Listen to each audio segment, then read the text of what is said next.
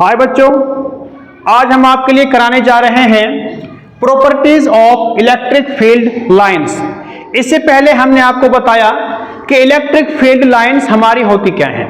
Electric field lines हमारी होती क्या हैं, तो क्या डेफिनेशन मैंने आप लोगों को बताई थी। Electric field lines as a path straight और curve tangent to it at any point gives the direction of electric field intensity। और इलेक्ट्रिक फील्ड लाइंस जो आपके पॉजिटिव के लिए होती हैं, नेगेटिव चार्ज के लिए होती हैं, या दोनों चार्ज आपको लाइक चार्ज हैं अनलाइक चार्ज हैं, उनके लिए इलेक्ट्रिक फील्ड इंटेंसिटी क्या होती है और किस पॉइंट पर इलेक्ट्रिक फील्ड इंटेंसिटी हमारी जीरो होती है, वो मैं आप लोगों को बता चुका हूं। अब नेक्स्ट जो आप लोगों का टॉपिक है वो है properties of electric field lines. तो सबसे पहले पॉइंट हम करते हैं कि जो इलेक्ट्रिक फील्ड लाइंस हमारी होती हैं वो कंटिन्यूस कर्व होता है। क्या होता है? कंटिन्यूस कर्व होता है। ठीक है, ये कंटिन्यूस कर्व तो होता है लेकिन ये क्लोज लूप नहीं बनाता है। जिस तरह जो आपके मैग्नेटिक फील्ड लाइंस हैं, जिसके बारे में आप पढ़ोगे थर्ड यूनिट में, उसके बारे में पढ़ोगे मैग्नेटिक फील्ड लाइंस के बारे में। मैग्नेटिक फील्ड लाइंस भी आपकी कंटिन्यूस होती हैं, वो क्लोज लूप बनाती हैं, लेकिन जो आपकी इलेक्ट्रिक फील्ड लाइंस हैं वो क्लोज लूप नहीं बनाती हैं। और जो इलेक्ट्रिक फील्ड लाइंस हमारी स्टार्ट होती हैं, अगर आपसे पूछा जाए इलेक्ट्रिक फील्ड लाइंस आपकी स्टार्ट कहां से होती हैं और एंड कहां पे होती हैं, तो आप लोग क्या बताओगे? इलेक्ट्रिक फील्ड लाइंस हमारी पॉजिटिव चार्ज से शुरू होती हैं और नेगेटिव चार्ज पर जाके एंड होती हैं। अगर दो आपको अनलाइक चार्ज दे रखे हैं और वो क्लोज लूप नहीं बनाती है, तो सिंपल इसमें आप लोगों को हम यहां पे लिख लेंगे electric field lines are electric field lines are continuous curve but do not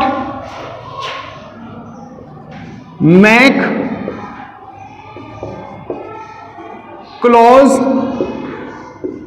loop. और इसी के अंदर आप लोग बता सकते हो, इतना आप लोग लिखोगे वो आपके लिए काफी रहेगा। Starting point positive charge, ending point negative charge. ठीक है, और दूसरा हमारा इसका मेन प्रॉपर्टी क्या हो जाएगी?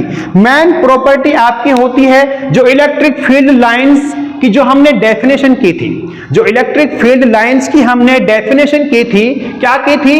Electric field lines as a path straight और curve in an electric field tangent to it at any point gives the direction of electric field. जो आपका कोई भी इलेक्ट्रिक फील्ड है उसके अंदर जो इलेक्ट्रिक फील्ड लाइंस हमारी होती हैं वो एक पथ है, एक रास्ता है, वो आपका स्ट्रेट भी हो सकता है, वो आपका कर्व भी हो सकता है। अगर उस रास्ते पर या कर्व जो आपका इलेक्ट्रिक फील्ड लाइन आपकी है उसके किसी पॉइंट पर आप टेंजेंट डालोगे, इलेक्ट्रिक फील्ड लाइन पर किसी पॉइंट पर आप टेंजेंट डालोगे तो वो टेंजेंट आपका इलेक्ट्रिक फील्ड इंटेंसिटी की डायरेक्शन को बताएगा। ठीक है, मतलब क्या है कि आप लोगों का ये पाथ हमने कर्व पाथ मान लिया, इस पर किसी पॉइंट पर आप लोगों ने यहां पर टेंजेंट डाल दिया तो ये टेंजेंट आपका इलेक्ट्रिक फील्ड इंटेंसिटी की डायरेक्शन को शो कर रहा है। ठीक है, तो सेकंड पॉइंट क्या हो जाएगा? सेकंड पॉइंट हमारा हो जाएगा electric field lines as a path straight और curve in electric field and tangent to it at any point gives the direction of electric field intensity, ये आपका सेकंड पॉइंट हो गया, ठीक है। और थर्ड पॉइंट हमारा क्या हो जाएगा? थर्ड पॉइंट हो जाएगा कि जो आपकी दो इलेक्ट्रिक फील्ड लाइंस हैं, मान लो कोई भी आपकी जगह है, वहां पे इलेक्ट्रिक फील्ड लाइंस आपकी जनरेट हो रही हैं, तो दो इलेक्ट्रिक फील्ड लाइंस आपकी, माना कि एक इलेक्ट्रिक फील्ड लाइंस हमारी ये है और एक इलेक्ट्रिक फील्ड लाइंस आपकी ये है, ठीक है। इसको हमने मान लिया A B electric field line और इसको हमने मान लिया C D electric field line और ये पी पॉइंट हमने मान लिया, ठीक है। क्योंकि आपको हमेशा ध्यान रखना कि जो इलेक्ट्रिक फील्ड लाइंस हैं, चाहे 2 हो, 3 हो, 4 हो, आपस में एक दूसरे को इंटरसेक्ट नहीं करती हैं, वो एक दूसरे को इंटरसेक्ट नहीं करती हैं। इसका मतलब ये गलत है। इसका मतलब दो इलेक्ट्रिक फील्ड लाइंस आपस में एक दूसरे को इंटरसेक्ट नहीं करती हैं, काटती नहीं हैं। क्यों नहीं इंटरसेक्ट करती? क्योंकि माना कि ये पी पॉइंट है, अगर इस पी पॉइंट पर आप लोगों से इलेक्ट्रिक फील्ड इंटेंसिटी की डायरेक्शन के बारे में पूछा जाएगा तो आप क्या कहोगे? आप लोग अकॉर्डिंग टू डेफिनेशन क्या करोगे? इस पॉइंट पर यहां पर आप लोगों ने टेंजेंट डाल दिया, इस पॉइंट पर यहां पर आप लोगों ने टेंजेंट डाल दिया, तो ये हमारा क्या हो गया? इलेक्ट्रिक फील्ड इंटेंसिटी की डायरेक्शन हो गई। और ये ऐसा हो नहीं सकता, ये संभव नहीं है, पॉसिबल नहीं है कि एक ही पॉइंट पर इलेक्ट्रिक फील्ड इंटेंसिटी की दो दो डायरेक्शन हो, ये नहीं हो सकता। तो इसीलिए हम कह सकते हैं no two electric field lines can not intersect each other.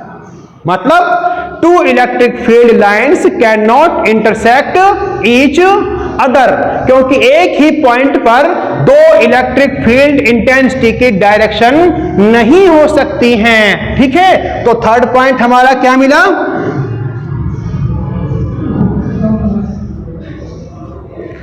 To electric field lines cannot intersect each other,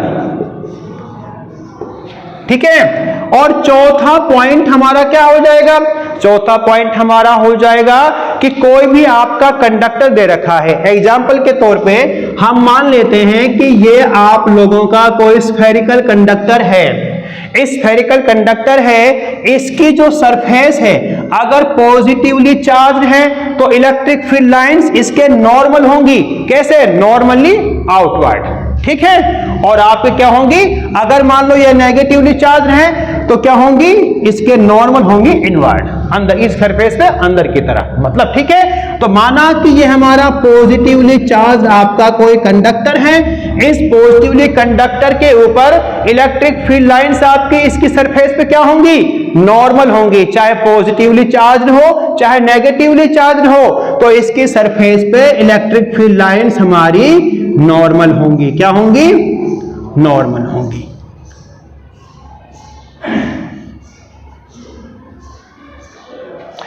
समझ आ गया? अब देखो क्या हो जाएंगे हमारी।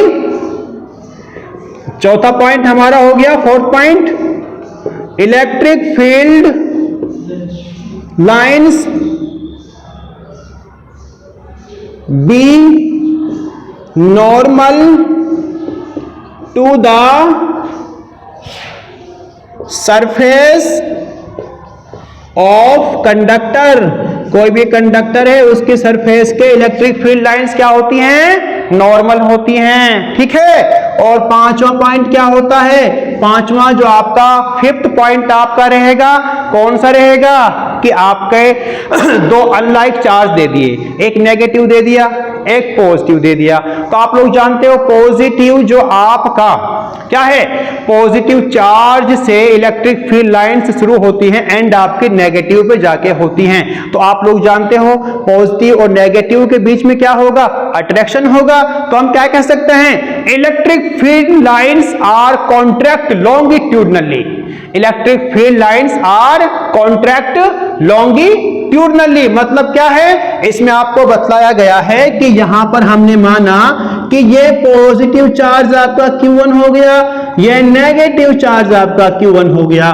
तो इलेक्ट्रिक फील्ड लाइंस आपकी इधर की साइड जा रही नहीं जा रही, तो हमारे क्या कहेंगे, इसको कहेंगे कॉन्ट्रैक्ट लॉन्गिट्यूडनली, क्योंकि दोनों के बीच में अट्रैक्शन होता है। ठीक है, तो फिफ्थ पॉइंट हम क्या लिख सकते हैं, फिफ्थ पॉइंट हम लिख सकते हैं electric field lines contract longitudinally on account of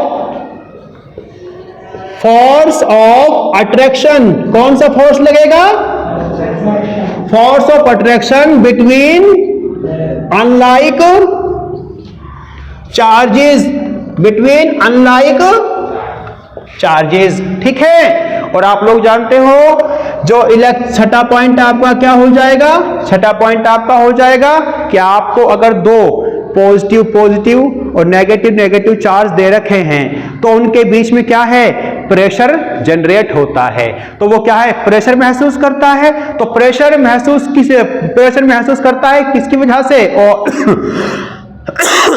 pressure उनके बीच में लगेगा, तो प्रेशर लगने की वजह से उनके बीच में क्या होगा, force of repulsion, force of repulsion. तो हम क्या कह सकते हैं, electric field lines exert lateral pressure on account of repulsion, force of repulsion between two like charges, between two like charges। तो हम क्या छठा पॉइंट क्या कह सकते हैं, electric field lines exert lateral pressure on account of, इसको मैं बाकी को यहां लिख देता हूं, on account of force of repulsion between like charges. यह आपका क्या हो गया, ये आपका properties of electric field lines हो गया। ठीक है, तो आप लोगों को ढंग से करना है, वीडियो को लाइक भी करना है, सब्सक्राइब भी करना है चैनल को, और शेयर भी करना है। ठीक है, और ढंग से इसको याद करना है आप लोगों ने।